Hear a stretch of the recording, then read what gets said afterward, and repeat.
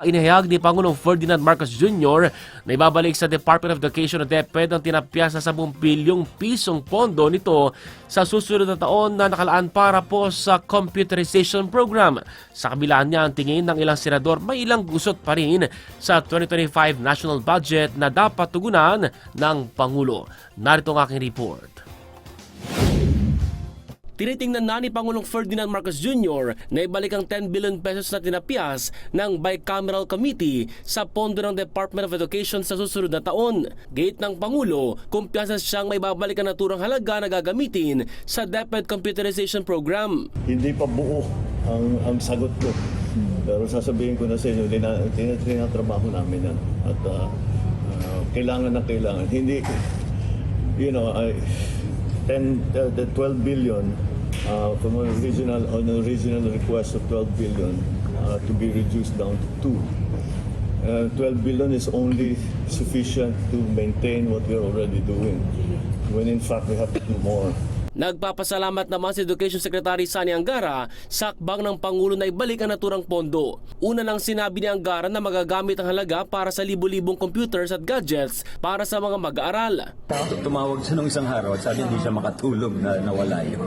Dahil parang yun ay naging taliwas dun sa mga sinasabi niya na dapat maging moderno na tayo sa ating edukasyon at bigyan natin ng tsansa yung ating kabataan, especially yung hindi na-expose sa mga computers.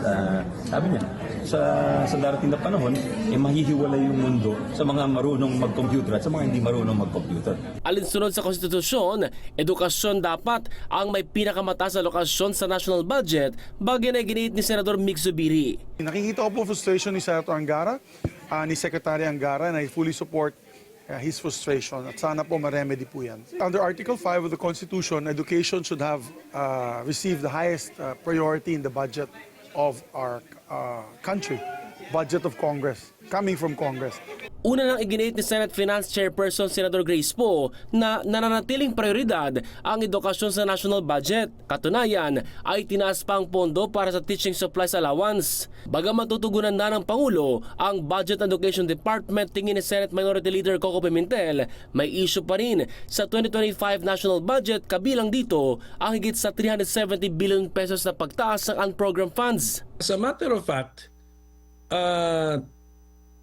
exceeding the level of the unprogrammed appropriations is already an issue in one case before the Supreme Court. But it is about the 2024 budget ngayong taon. So therefore, this the fact that the 2025 proposed budget also repeats the practice made by Congress in the 2024 budget, this can now be the subject matter of, number one, a supplemental petition in the existing case or an entirely new case. Naniniwala rin si Pimentel na dapat ay veto ng Pangulo ang ayuda para sa kapos ang kita o yung AKAP program. Una nang sinabi ni Senador Amy Marcos na isa itong unauthorized insertion, habang sinabi naman ni VP Sara na magagamit umano ito ng mga politiko sa pamimili ng boto.